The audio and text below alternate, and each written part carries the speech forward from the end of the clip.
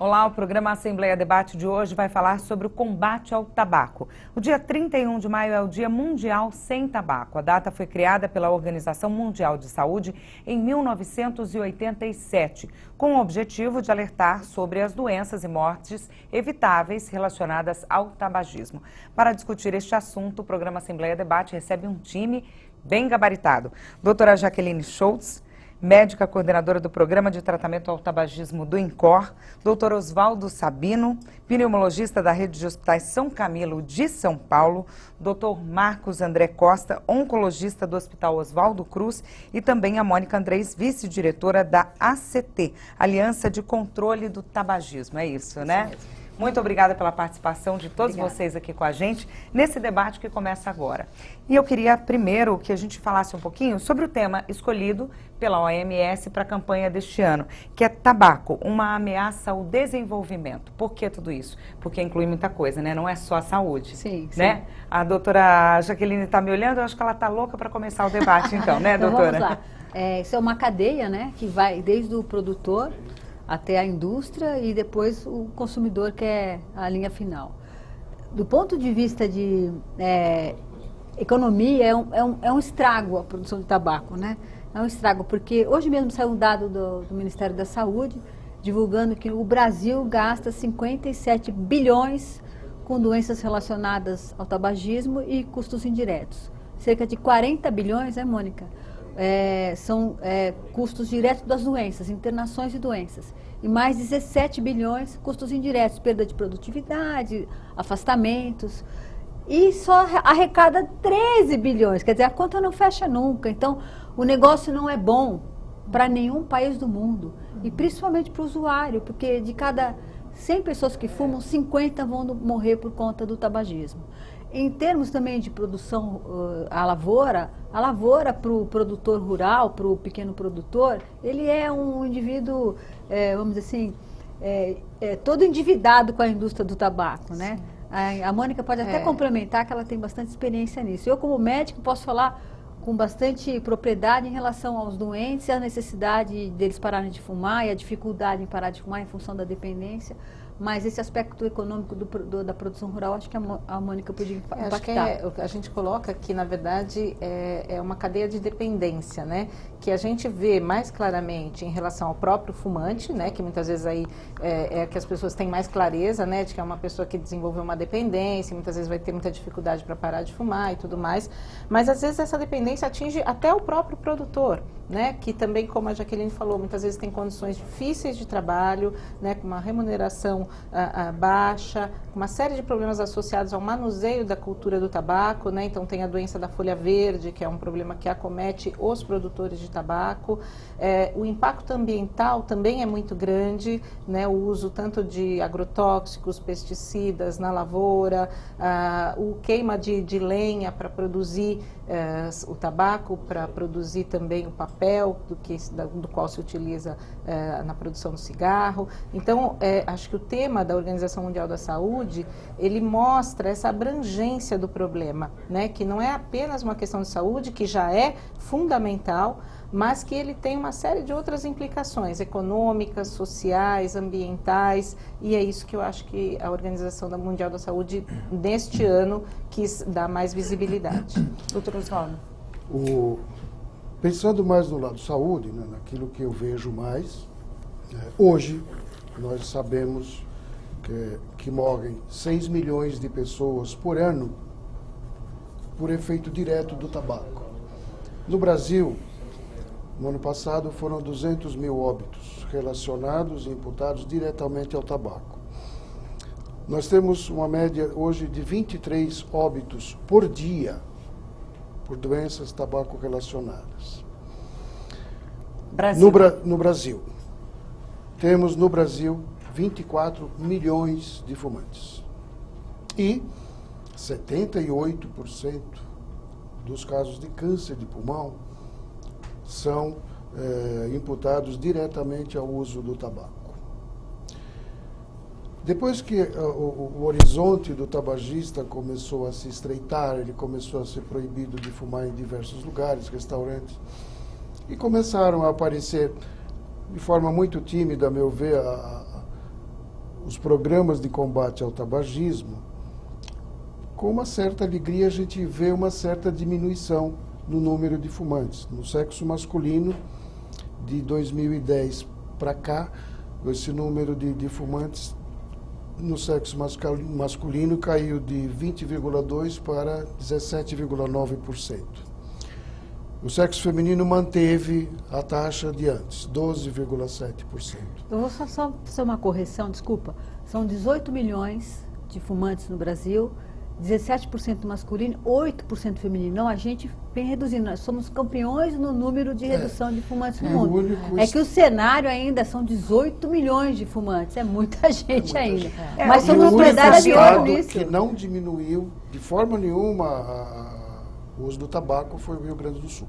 Todos os outros estados do país, o número de tabagistas vem diminuindo. Porque a cultura aí já entra muita cultura do estado, doutor? Propaganda, informação. Infelizmente, essa diminuição se dá nas classes mais altas, A e B. Nas classes D e E, ou nas pessoas que têm um salário abaixo de 2 salários mínimos, ela não diminuiu. Então, ela está diminuindo nas classes altas, um pouco mais informadas e que cuidam mais da saúde de um modo geral.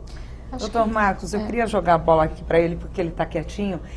Isso que o doutor Sabino está dizendo deixa claro que realmente é informação, propaganda e campanha que vai vencer essa luta? Olha, sem dúvida nenhuma que tem um componente aí nessa área que precisa ser explorado, e muito em função das campanhas que a gente já viu acontecer desde 1989 até os dias de hoje, que a gente já vê um afunilamento muito rápido e progressivo das campanhas em esporte, em horários onde crianças assistem. Então a gente tem facilmente números, e observa facilmente números caindo. Em 89, cerca de 34% da população adulta acima de 18 anos era tabagista, tinha o hábito de fumar. E em 2013 esse número caiu para 14%. Você tem uma redução que é numérica, né? E se a gente pega esses dados e transpõe do ponto de vista de número de indivíduos no Brasil, são esses números que a gente acabou de falar. E aí eu faço uma observação puxando para o meu lado. Se a gente sabe que hoje cerca de 30% dos indivíduos que têm câncer têm alguma relação com o tabagismo, e automaticamente a gente sabendo que são 14 milhões de indivíduos que têm câncer no mundo hoje, faz as contas. Olha a quantidade de indivíduos, mais de 4 milhões de indivíduos que têm cânceres diretamente relacionados ao hábito de fumar. E se a gente pega o número de mortes, essas mortes são em torno de 8 milhões no mundo por câncer anualmente. Se a gente for multiplicar por 6 anos, que é mais ou menos a extensão que durou a Segunda Guerra Mundial de 39 a 45, vai fechar em mais ou menos 50 a 60 milhões. Ao término de 6 anos, vai ter morrido praticamente a mesma quantidade de indivíduos por câncer. Tanto que os oncologistas usam muito termos bélicos, vencer o câncer, batalha contra o câncer, vencer o inimigo, herói, esse tipo de nomenclatura que a gente usa muito no dia a dia de consultório, e até a mídia e todos usam. Mas se for fazer um paralelo, é quase a quantidade de indivíduos que morreu durante uma guerra que foi um flagelo na humanidade, e a gente está falando só de uma doença. Eu queria complementar, que eu acho que foi falado aqui a questão das campanhas e tudo, mas eu acho que é muito importante lembrar que o tabagismo se diferenciou, e por isso eu acho que ele se destaca no cenário nacional, inclusive, como um dos poucos pontos que a gente viu reduzir, né, na saúde pública, diferente, por exemplo, da obesidade, que está, né, numa escala crescente e tudo. E por que isso aconteceu? Além de a gente ter, sim, o acesso ao tratamento pelo fumante, as campanhas informativas, a gente teve a adoção de políticas públicas. Estas têm uma ação que é muito mais ampla, voltada para a população como um todo, como a questão da proibição de fumar em ambientes fechados, a lei antifumo, né? A proibição da propaganda, a restrição, que na verdade ela ainda existe dentro dos pontos de venda, mas ela saiu dos veículos de massa. Antigamente a gente vinha na TV, mídia, né? Saiu da grande mídia. Então, o intervalo da novela tinha lá, né, uma propaganda. Isso fez uma diferença fundamental. Por isso que a gente defende na ACT que precisam existir essas políticas, a gente precisa continuar avançando nesse terreno. Inclusive, a gente tem aí uma das políticas sendo discutidas, que é a proibição dos aditivos nos cigarros, né, o uso de sabores, aromas que são utilizados nos cigarros e que atraem especialmente o público jovem, né? Esse é um tema muito atual, porque o STF vai julgar a ação sobre a proibição desses aditivos agora em junho, e essa é uma política tão importante quanto essas outras que eu mencionei, para a gente continuar nesse decréscimo, né, da prevalência de tabagismo no Brasil. Eu só acho que devia acrescentar uma coisa. Para mim ainda é um sonho, tá? Mas nós deveríamos pensar muito no público que ainda não chegou ao tabagismo, que geralmente começa a partir de 15 anos mais ou menos.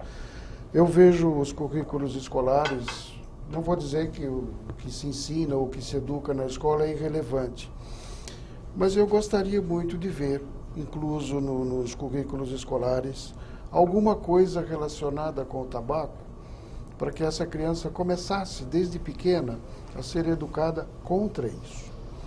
Não vou dizer malefícios, ou encurtar a vida, a maior incidência de câncer.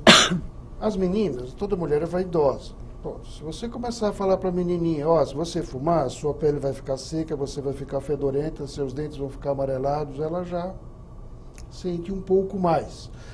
Eu não vejo nada, eu vejo propaganda, algumas iniciativas que eu acho muito tímidas, mas não vejo nada em termos de educação. E eu acho que o maior impacto que a gente podia conseguir seria se nós começássemos a educar os escolares nesse sentido. A Mônica falou agora há pouco sobre as políticas públicas e a Assembleia Debate conversou com o deputado Hélio Nishimoto, do PSDB, autor da lei número 16.390 de 2017, que aumenta a fiscalização sobre a venda de cigarros no estado de São Paulo. Vamos dar uma olhada. A lei que nós apresentamos foi justamente para tentar ajudar a população, especialmente as crianças e adolescentes, a não entrarem nesse grande erro, né, que é da utilização do tabaco. E a lei sancionada pelo governador, depois de aprovarmos aqui a proposta na Assembleia, vai ajudar muito, porque teremos uma fiscalização onde o comerciante não poderá vender o cigarro para menores de idade. E isso daí é uma forma muito importante e grande de combatermos o tabagismo, porque pelas estatísticas, 90% das pessoas que acabam adquirindo o vício do fumo foi na infância que ela adquiriu. Então, essa lei que foi aprovada aqui na Assembleia, de minha autoria, e que foi sancionada pelo governador Geraldo Alckmin, ajudará no combate ao tabagismo. Dessa forma, nós esperamos que as crianças e adolescentes sejam poupados desse vício que traz um grande mal para eles e para toda a população. O tabaco não ajuda em nada, ninguém, é um mal à saúde pública. Então, é importante que a gente lembre nesse dia e crie uma consciência de que devemos trabalhar contra o tabagismo, né? Então é importante ser comemorado esse dia. Doutor Sabino, vai um pouco de encontro ao que o senhor estava dizendo também, né? Vai, mas eu ainda continuo achando que é uma coisa tímida. Já existem algumas restrições no comércio do tabaco e de bebida alcoólica. Então, mas eu já vi menores de idade comprando cigarros. Do mesmo jeito que vejo menores de idade sair na TV, nas baladas da vida, comprando e ingerindo bebida alcoólica livremente. Então, as campanhas existem, são válidas, mas ainda são tímidas demais. Muito tímidas. Mônica, eu queria saber como é que a associação atua, como é que ela trabalha nesse combate. Sim. A CT ela trabalha justamente promovendo as políticas públicas de controle do tabagismo. Então, o Brasil ratificou um tratado internacional sobre esse assunto, que é a Convenção Quadro de Controle do Tabaco. Nesse tratado são previstas as principais medidas, né, que os países devem adotar para conseguir reduzir o tabagismo. Então, entre essas medidas estão, por exemplo, as leis antifumo, estão, por exemplo, o aumento do preço dos cigarros, que no Brasil ainda é um cigarro barato, por exemplo, né, que acaba facilitando o acesso, especialmente para os jovens, a proibição do uso de sabores, aromas, proibição de propaganda. Então, a CT atua nesse sentido, né, de promovendo pesquisas, promovendo campanhas, promovendo debate junto ao poder público, para que esse tratado seja plenamente implementado no Brasil.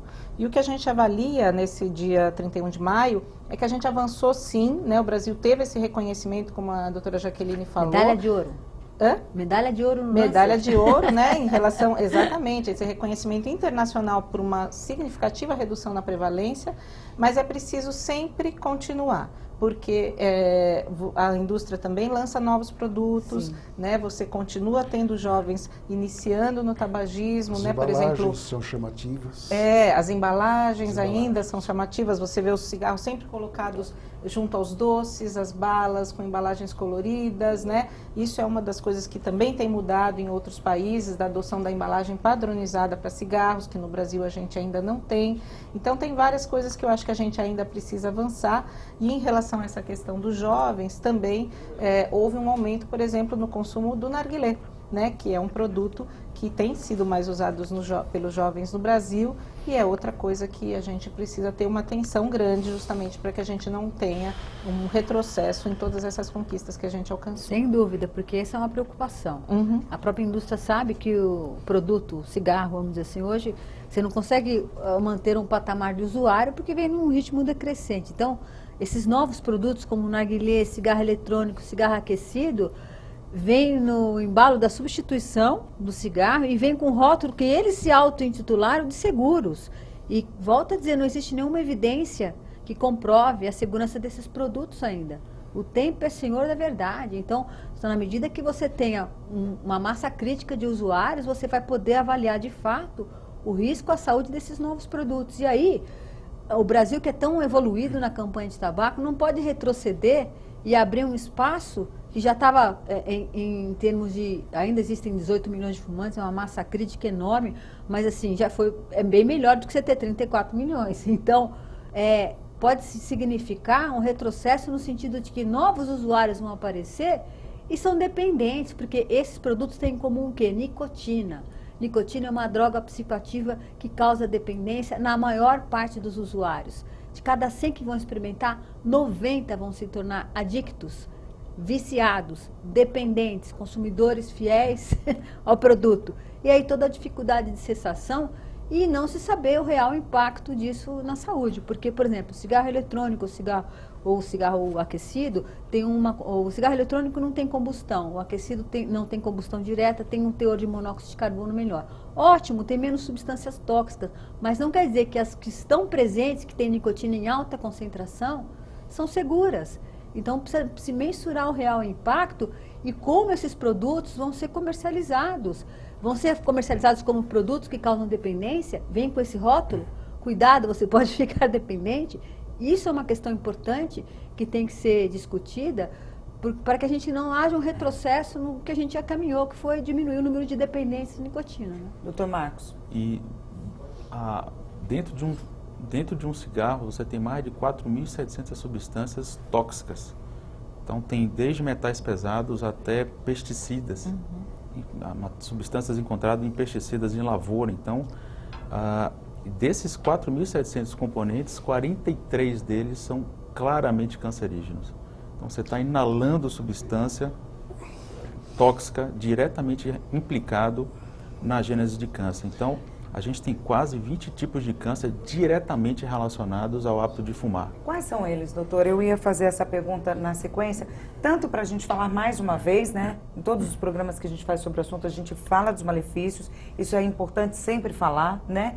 E quais os tipos que estão relacionados? Os principais são aqueles que todos conhecemos, né? Então, o câncer de pulmão pode ser de qualquer tipo deles, principalmente o componente pequenas células. É o que acontece com mais frequência ou não? O pequenas células é o menos frequente de todos os cânceres de pulmão, porém todos os cânceres, isso tem que ficar claro, tem relação direta com o cigarro.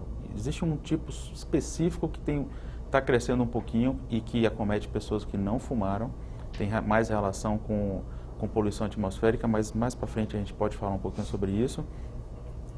Mas a gente vê todos os tumores da região de cabeça e pescoço, língua, faringe, esôfago, laringe. Então, você observa aqueles pacientes com traqueostomia, aquilo tem uma relação direta com o tabagismo. São pacientes que fumaram alta carga tabágica, que ficam dependentes da traqueostomia para falar, perdem a voz, é muito estigmatizante aquilo, a qualidade de vida vai lá embaixo. A gente tem os tumores de estômago, tumores de bexiga. Ninguém lembra de tumor de bexiga, mas tem uma relação direta com o tabagismo.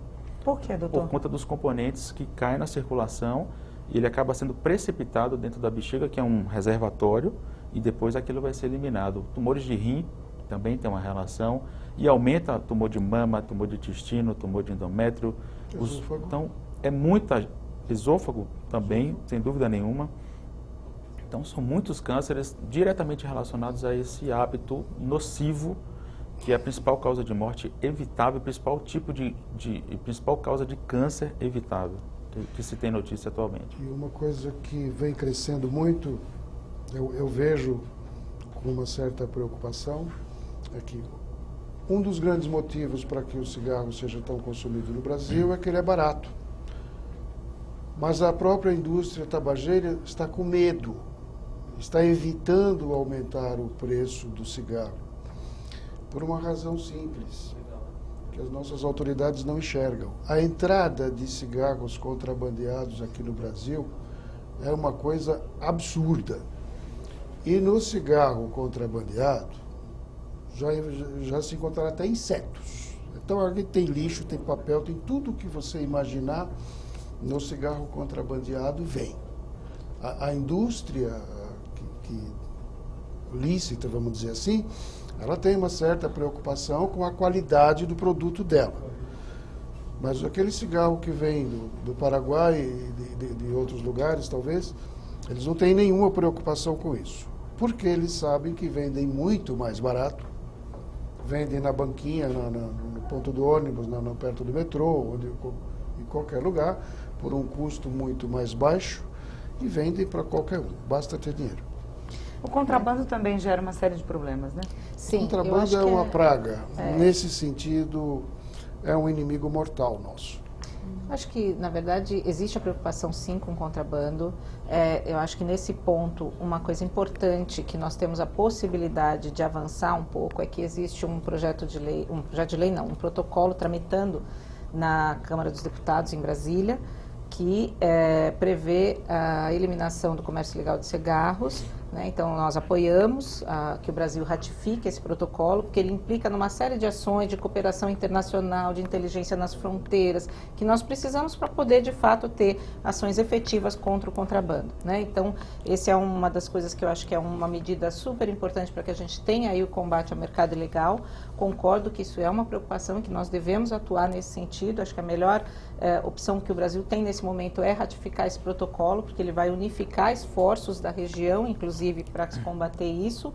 Mas apenas colocaria que, na verdade, a gente não distingue tanto em termos de considerar o cigarro lícito melhor do que sem dúvida. ilícito. Nós consideramos ambos ruins, né? Como o Sabino falou, por exemplo, um dele tem inseto, tem, sei lá, né, que já foi constatado, pata de barata ou pelo de rato, mas no lícito tem veneno para rato, tem naftalina, quer dizer, então não é um produto melhor. Na verdade, ambos são muito ruins. Sem dúvida. Essa é a mensagem principal. E nesse sentido também é importante que a gente continue atuando em termos de aumento de preços e impostos, porque o contrabando ele tem que ser lidado através de coisas como nesse protocolo, que você tem uma série de ações conjuntas para que se atue para evitar isso. Agora, em relação ao preço e aos impostos, essa se revelou a medida mais efetiva para reduzir a prevalência de tabagismo nos países, não só no Brasil.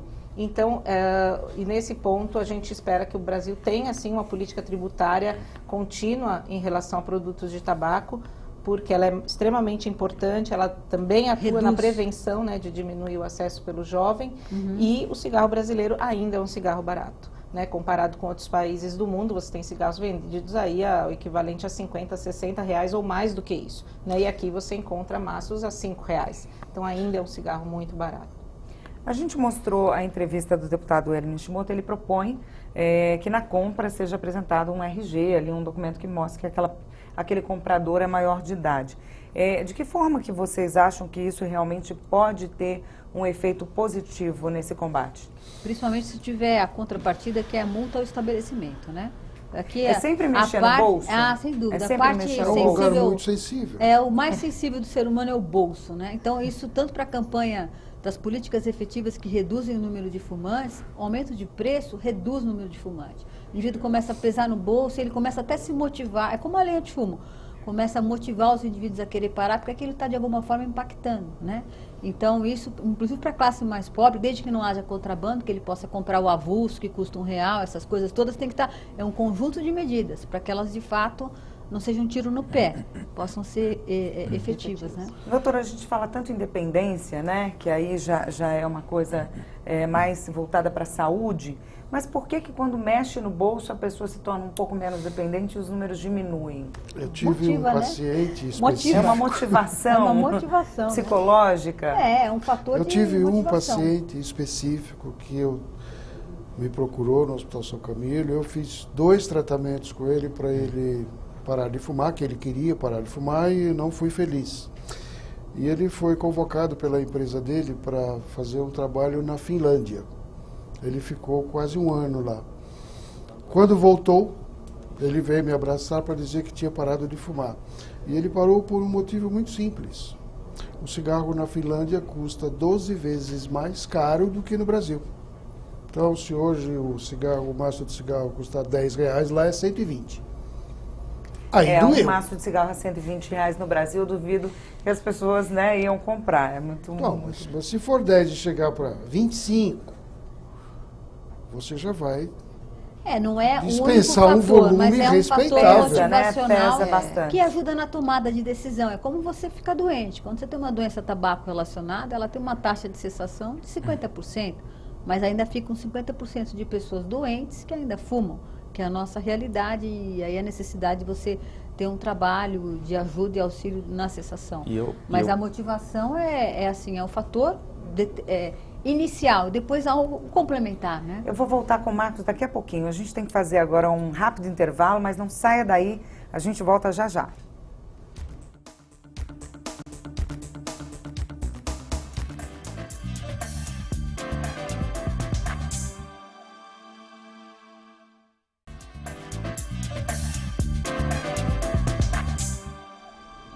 O programa Assembleia Debate está de volta e hoje discutimos o combate ao tabagismo neste Dia Mundial Sem Tabaco.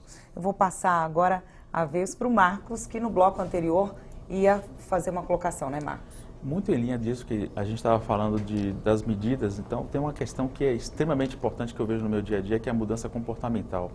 Então, hoje de manhã cedo, antes de vir para o programa, atendi um paciente com câncer de pulmão induzido pelo cigarro e ele foi para a cirurgia, ficou 1 mês internado na UTI, obviamente. Ele não pôde fumar, estava se recuperando, teve algumas complicações. E foi um mês terrível para ele pela ausência, mas ele venceu. Nos últimos 10 dias da internação dele, estava muito bem, mas voltou para casa, voltou a ter vontade de fumar. Então, e essa conversa eu tenho todo o tempo, né? A cessação do tabagismo é extremamente importante para não ter um segundo primário e segundo, manter o tabagismo durante o meu tratamento impacta negativamente no meu resultado. Por exemplo, manter tabagismo durante a radioterapia faz cair dramaticamente a eficácia da radioterapia não cabe aqui o caso, mas tem uma série de fatores envolvidos na eficácia da radioterapia, que depende diretamente de não ter aquelas substâncias no microambiente tumoral.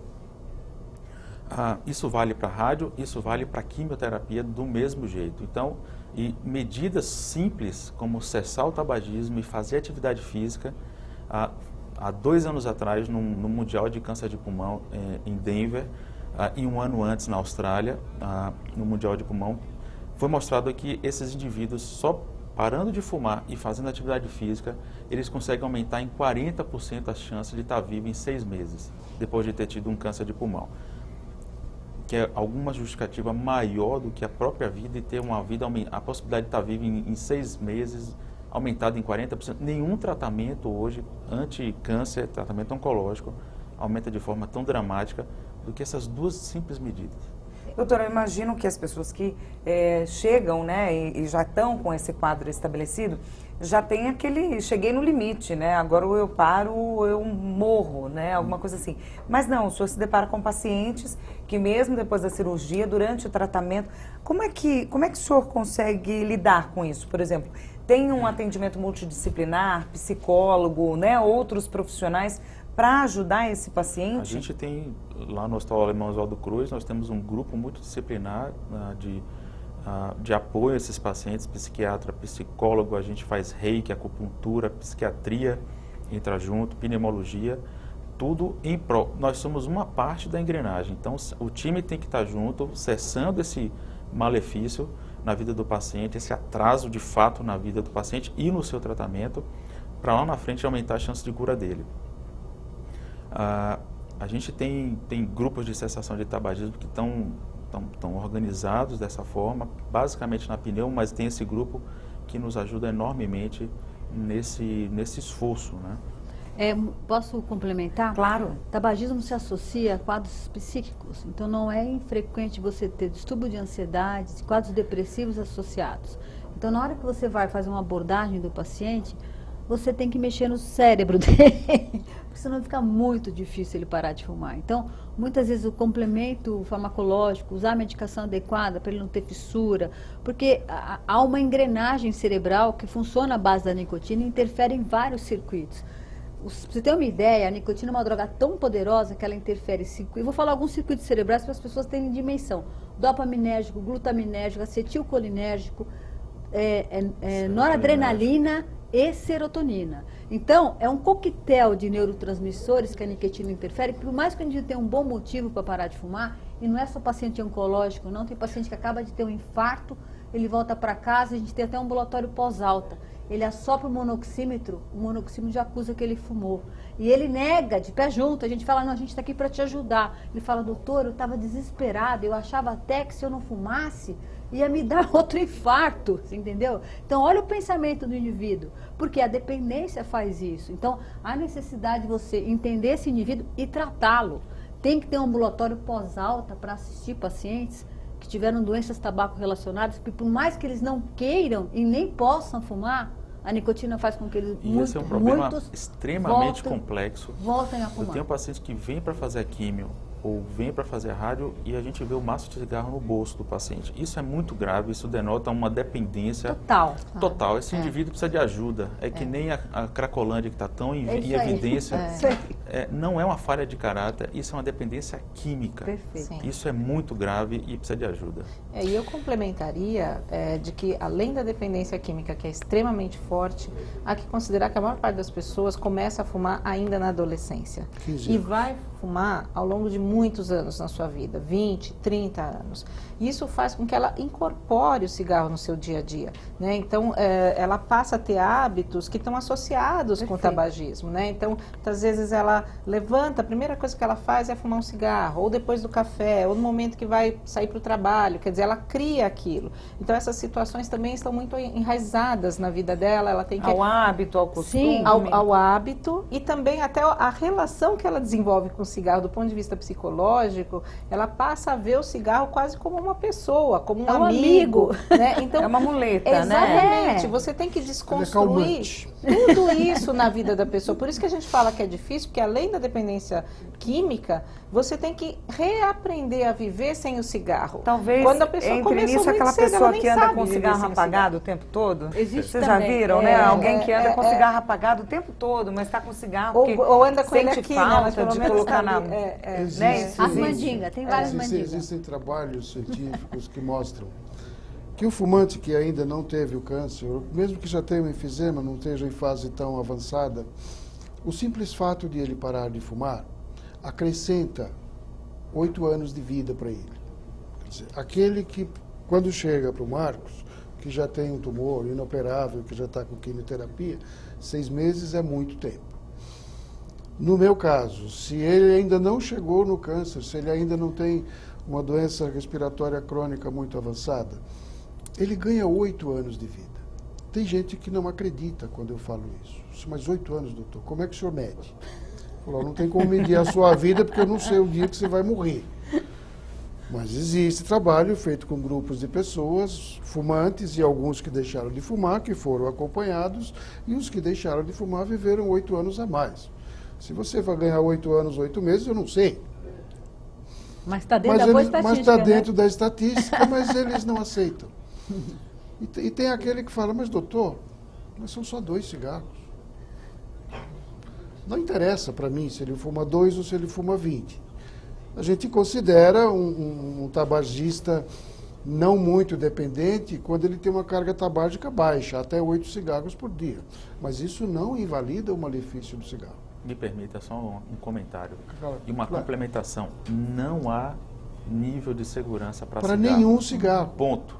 Ponto. Eu tenho pacientes que fumam 2 cigarros por dia e desenvolveram câncer De pulmão. relacionado ao tabagismo. Muito bem colocado. E outra coisa, essa história que depois de 15 anos o nível, o risco iguala, isso é Não. verdade até certo ponto. Eu Não é canso verdade. de ver indivíduos que pararam de fumar há 20 anos, E desenvolve. 25 anos, e você tem o que acontece é uma cancerização do tecido. Isso fica permanentemente com você até o fim da vida. O risco cai, mas ele atinge um platô e aquilo não muda, provavelmente no decorrer do tempo. Então o risco permanece, então não entre nessa cilada, isso é um risco à sua saúde.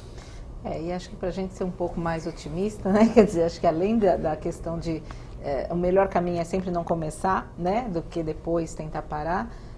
Como eles falaram, existem hoje opções de tratamento, existem várias formas disponíveis para que as pessoas possam receber ajuda. Então, acho que para o fumante a mensagem principal é essa, né? Também busque parar o quanto antes, busque Sim. ajuda se você sente E não dificuldade. caia nessa dessas terapias alternativas, vou usar cigarro eletrônico, vou usar cigarro aquecido, porque faz menos mal à saúde. Não. Tem uma Uma pesquisa que diz papagaiada. aqui que a gente levantou que Papagaiada. 80% dos fumantes querem parar. Sim. Mas só 3% conseguem, né? Por que isso? Junta a dependência, mais o amigo que o cigarro se Sim. tornou. É tudo isso que dificulta tanto a esse ponto? É a dependência química dele. Ele sente falta, o organismo dele pede nicotina.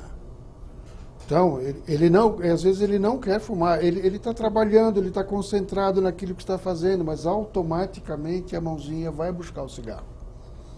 É que nós temos 2 sistemas dentro do nosso cérebro. Um é o chamado sistema extrapiramidal.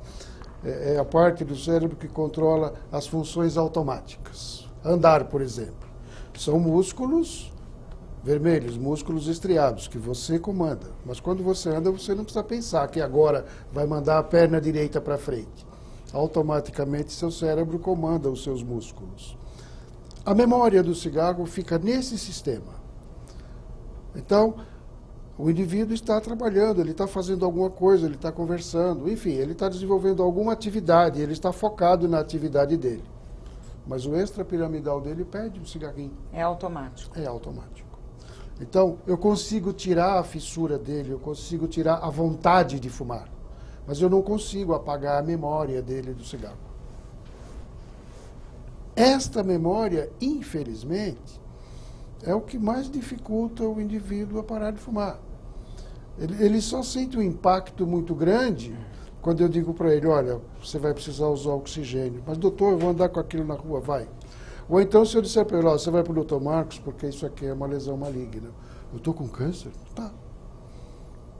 Aí já chegou num estágio muito crítico. Quer dizer, eu pego alguns pacientes críticos com doença respiratória crônica. Ele pega doentes mais jovens e com uma doença mais cruel. Posso aproveitar o gancho novamente? Por favor. O paciente jovem, a gente tem que parar de achar que câncer só dá em pacientes mais Não, velhos. eu já tive câncer numa menina de 14 anos. Inclusive, mas tem as faixas etárias, os tipos específicos por faixa etária. Mas, por exemplo, pulmão. Pulmão, 2/3 está acima de 60 anos. Só que a gente está vendo cada vez mais a poluição atmosférica e fatores ambientais impactando de alguma forma no aumento do risco de câncer de pulmão. Adenocarcinoma de pulmão é um tumor, notadamente o mais frequente, relacionado ao tabagismo, mas a gente vê crescendo o número de indivíduos que nunca fumaram e que estão tendo adenocarcinoma. Por quê? Poluição atmosférica, o gás radônio, fumo passivo, entre outros fatores, estão relacionados a esse tipo de câncer. E indivíduos jovens, na casa dos 28, 30, 35 anos, com câncer de pulmão. É importante que o médico, na ponta do sistema público, na ponta da emergência, não deixe passar esses indivíduos. Então, uma tosse, uma falta de ar, uma dor torácica que não resolve, chegou na emergência, tem uma mancha no pulmão, não ache que aquilo é uma lesão não maligna. Considere que aquilo pode ser, encaminhe, investigue, peça uma tomografia, não ache que aquilo no raio-x vai passar. Às vezes não passa e o paciente, quando chega para mim, já chega com um câncer que são tumores totalmente distintos. Então, só um adendo, o câncer de pulmão hoje não é uma coisa só. Está virando um conjunto de doenças raras. E o que é que define cada uma dessas doenças? A mutação que ela tem.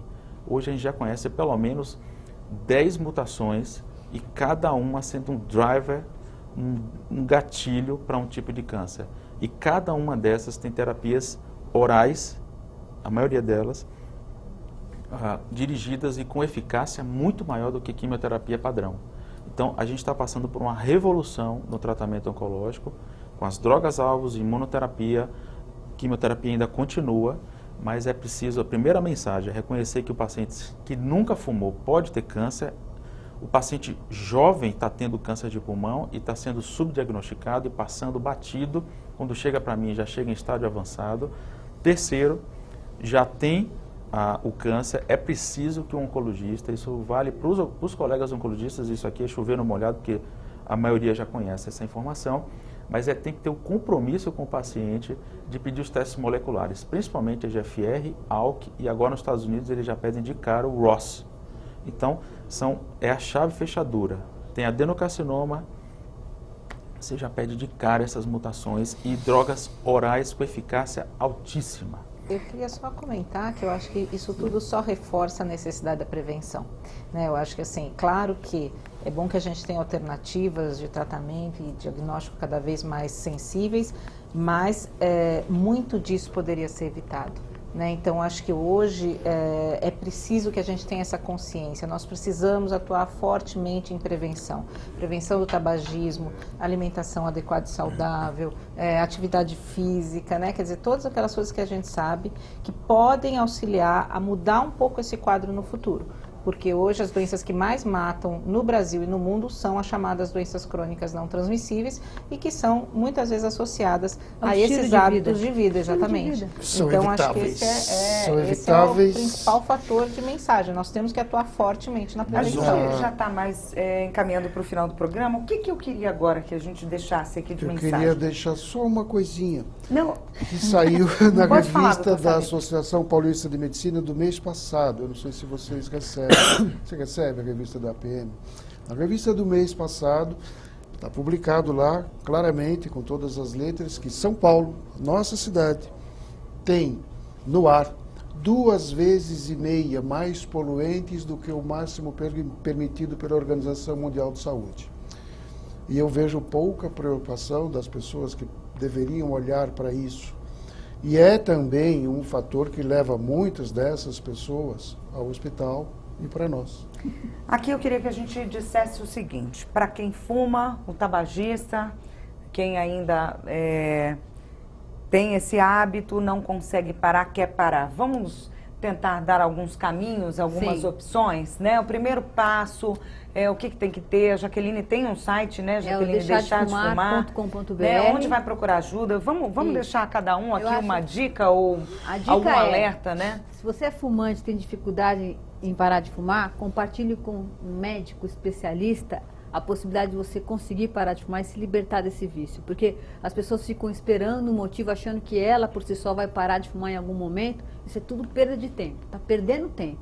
Porque muitas vezes a motivação é a chegada de uma doença. Por que você vai esperar a doença chegar se você pode prevenir? Então, dependência à nicotina existe, aprisiona as pessoas. Então, se libertem antes de que a cartinha chegue lá com a doença que você foi elencado, né? E o primeiro passo é realmente procurar um especialista? Tem muita gente que usa adesivo. O que é mito e o que deve realmente ser feito e que tem resultado positivo? São várias formas de tratamento. O adesivo é uma delas. Funciona. Quando o paciente quer parar de fumar, funciona.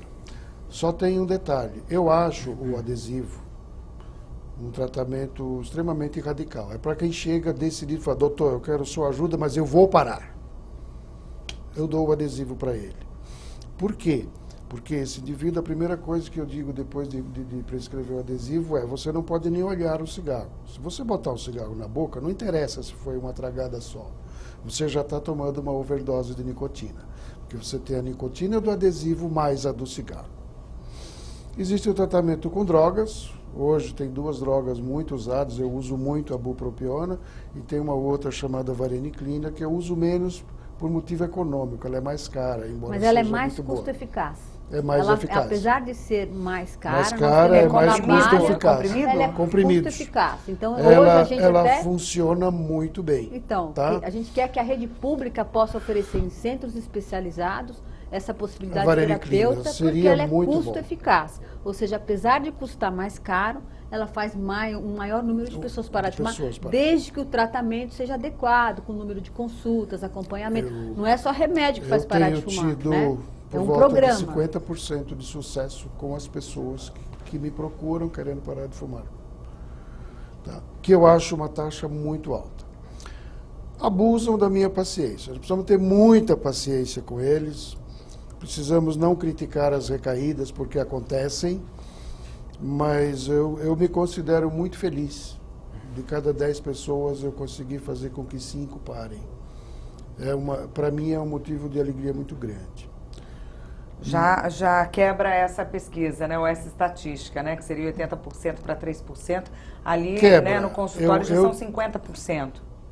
Quando o paciente confia no médico, se ele chega para Jaqueline, fala, pô, ele gosta da Jaqueline, ele acredita nela, e ela fala para ele olhando no olho, ele obedece.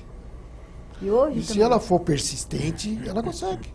E hoje você tem até marcadores genéticos, né, que é o futuro, que você pode escolher o melhor tratamento. No INCOR a gente está fazendo essa pesquisa, espera que no futuro possa trazer até esse aliado, você escolher o melhor tratamento ou com vareniclina, ou com bupropiona, ou com os 2 logo de cara, de acordo com a genética que o paciente tenha. Então, é um futuro da medicina, essa coisa mais individualizada, não subjetiva, e tem que usar o que for necessário que o paciente de fato pare de fumar. E associação com antidepressivos, ansiolíticos que complementam o tratamento, muitas vezes é tão importante quanto você usar a droga antitabaco. Exatamente esse conjunto de fatores que faz com que você tenha taxas aí ao redor hoje de quase de 60%. Então, a Mônica otimiza. É fundamental.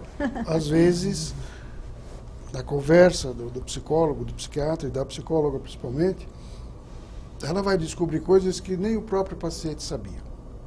Ela vai descobrir razões... Ela vai mostrar para o paciente que aquele amigo não existe, né? Ela vai mostrar que ele não é amigo, ela vai dizer para ele, olha, você lembra?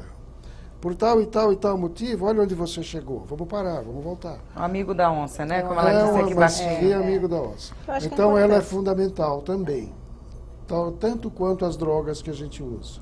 Eu acho que é importante a pessoa ter a oportunidade de refletir, né, sobre aquilo. Quer dizer, não só iniciar um tratamento farmacológico, mas também refletir sobre o significado que o cigarro adquiriu na vida dela, como aquilo se incorporou no seu dia a dia e de que forma ela vai se preparar para essa grande mudança que vai ser largar o cigarro. Isso é possível, tem várias coisas que podem ser feitas para ajudá-la nesse caminho.